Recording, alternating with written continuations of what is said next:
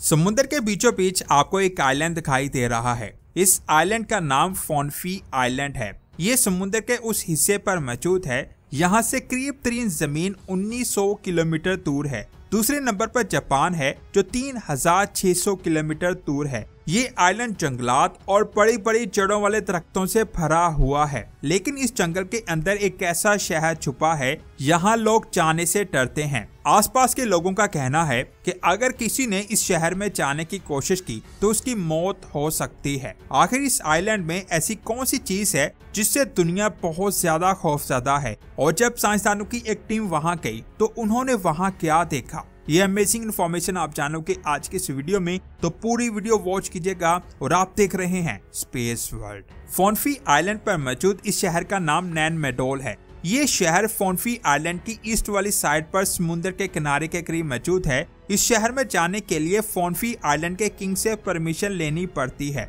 Permission लेने के बाद एक अजीब सी ड्रिंक पिलाई जाती है जिसको पत्थरों से रगड़ कर बनाया जाता है। उन लोगों का मानना है ये रस्म पूरी करने के बाद नैनमेडोल की रूहें हमला नहीं करती। उस जगह जाने के बाद भी नैनमेडोल शहर को पूरी तरह से नहीं देखा जा सकता, क्योंकि यहाँ इतने घने जंगलात हैं जिन्होंने इस सिटी को पूरी तरह से ढांप रखा है। घने जंगलों को पार करते हुए एक ऐसा स्ट्रक्चर दिखाई देता है जिसे आज से 800 साल पहले बनाया गया था। यहाँ बहुत बड़े बड़े पत्थरों के पिलर्स मौजूद हैं। इन पिलर्स में इस्तेमाल होने वाले पत्थरों को बसाल्ट रॉक्स कहते हैं। ये पत्थर वोल्केनो से निकलने वाले लावे के ठंडे होने की वजह से बनते हैं। यहाँ पर पत्थरों की बड़ी बड़ी स्लैब मौजूद हैं जिनको एक दूसरे के ऊपर रखा गया है। हर एक स्लैब का वजन 5 टन से ज्यादा है और कुछ स्लैब का वजन 70 टन से भी ज्यादा है।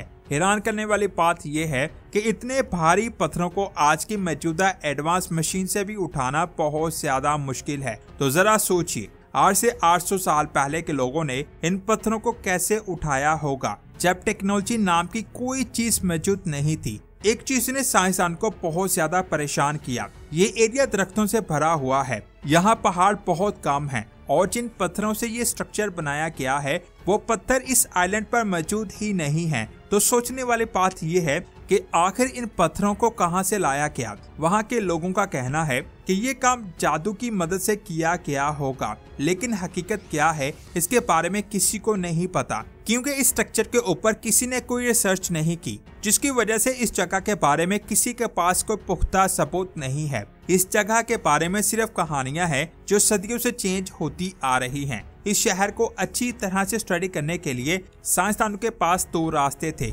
या तो इन दरख्तों को काटा जाए जो बहुत ज्यादा मुश्किल काम है, या फिर टेक्नोलॉजी से इस जगह को स्कैन किया जाए। साइंसदानों ने दूसरे तरीके का इस्तेमाल करते हुए इस जगह को लेडार टेक्नोलॉजी से स्कैन किया और इस जगह का एक 3D मॉडल बनाया। इस टेक्निक में एक जहाज या ड्रोन की मदद से वेव्स को जमीन पर फेंका जाता है। ये वेव्स दरख्तों से गुजरकर जमीन से टकराकर वापस जहाज पर आती हैं। कुछ वेव्स ऊंची जगहों से टकराती हैं और कुछ वेव्स ज्यादा गहरी जगहों से टकराती हैं। इन वेव्स के डिस्टेंस को मेजर करते हुए साइंसदानों ने इस जगह का एक प्रॉपर 3D मॉडल बना लिया, जिसमें दरख्तों के नीचे छुपा हुआ पूरा शहर आसानी से दिखाई दे जाता है। 3D मॉडल में साइंसदान 90 स्ट्रक्चर्स को आसानी से देख रहे थे। इन स्ट्रक्चर्स में टेंपल, हाउस और रिचुअल प्लेसेस शामिल थी। जब साइंसदानों की एक टीम एक रिचुअल स्ट्रक्चर को स्टडी करने पहुंची तो उनको वहां एक ऐसा पत्थर मिला जिस पर कावे को रगड़कर स्काउ नामी ड्रिंक को बनाया जाता था।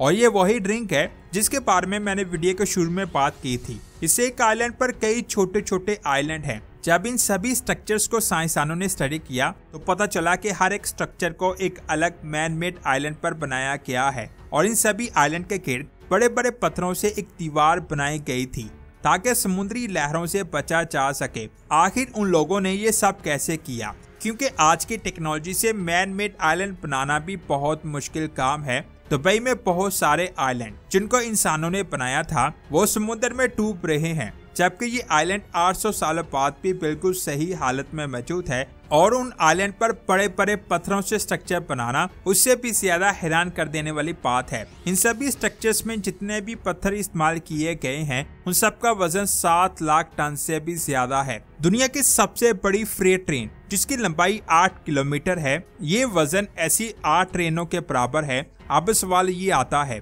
कि इतनी बड़ी तादाद में बेसॉल्ट रॉक्स को कहां से लाया गया। इस चीज को स्टडी करते हुए इस जगह से 18 किलोमीटर दूर साइंसदानों को एक ऐसी जगह मिली, यहाँ ये रॉक्स बहुत ज्यादा तादाद में मौजूद थी और यहाँ पर वैसी ही स्लैब मौजूद थी जैसी उन स्ट्रक्चर्स में इस्तेमाल की गई। इन स्लैब के ऊपर धुएं और आग के निशानात मौजूद थे, जिससे ये बात जाहिर होती है कि आज से 800 साल पहले एक बड़ी रॉक के नीचे आग जलाकर उस रॉक के ऊपर पानी डाला जाता था, जिससे वो रॉक स्लैब में टूट जाती। अब साइंसदानों को पता चल चुका था कि इसी जगह से स्लैब्स को लाकर स्ट्रक्चर्स बनाए गए। अब सवाल ये आता है कि जिस स्लैब का वजन 5 टन से ज्यादा है, उसे नैनमेडोल से 18 किलोमीटर दूरी से कैसे लाया गया, वो भी घने जंगलों के बीचों बीच से। इसका सिर्फ एक ही तरीका साइंसदानों ने एक्सप्लेन किया है कि इन पत्थरों को समुद्र तक लाया जाता और फिर कश्तियों में रखकर इन स्लैब को उस आइलैंड पर लाया जाता था। इस चीज को साबित करने के लिए साइंसदानों की टीम ने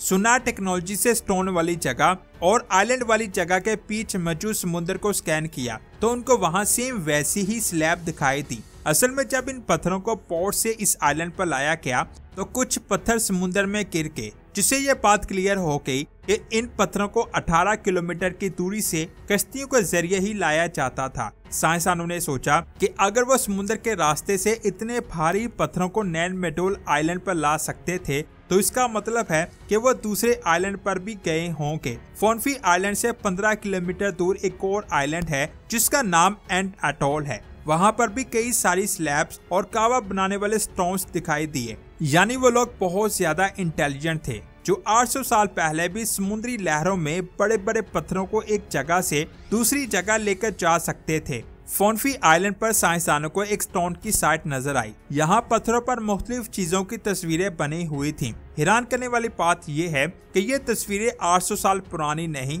बल्कि 2000 साल पुरानी थी। इस जगह साइंसदानों को एक हैरान कर देने वाला सिंबल दिखाई दिया, क्योंकि सेम ऐसा ही सिंबल इस जगह से 3000 किलोमीटर दूर आज के न्यू कैलेडोनिया में भी देखा जा चुका है। यानी ये सिंबल जिसने भी बनाया था वो समुद्र में बहुत दूर दूर तक सफर करते थे। कई सालों पहले मैन मेड आइलैंड बनाना और उसके ऊपर इतने बड़े स्ट्रक्चर्स को बनाना इस बात का सबूत है कि उस वक्त लोग भी बहुत ज्यादा माहिर और इंटेलिजेंट थे। इंसान जिस दौर में भी हो, चाहे टेक्नोलॉजी हो या ना हो, अल्लाह ने इंसान को बहुत ज्यादा अक्लमंद बनाया है। वह हर दौर में अपने दिमाग का इस्तेमाल करके ऐसी ऐसी चीजें बनाता है जिससे दुनिया हैरान हो जाती है। अभी तक किसी को नहीं पता चल सका कि इतने बड़े स्ट्रक्चर्स बनाने वाले लोग अचानक कहां चले गए। ये आज भी एक मिस्ट्री है। तो दोस्तों, ये थी आज की शानदार वीडियो। ये वीडियो आपको कैसी लगी नीचे कमेंट्स करके जरूर बताएं। इस वीडियो को लाइक और शेयर लाजमी करें। साथ ही हमें फेसबुक और टिकटॉक पर भी फॉलो कर लें। लिंक आपको नीचे डिस्क्रिप्शन में मिल जाएंगे। मिलते हैं एक और शानदार वीडियो में। अपना बहुत सारा ख्याल रखें। अल्लाह हाफिज।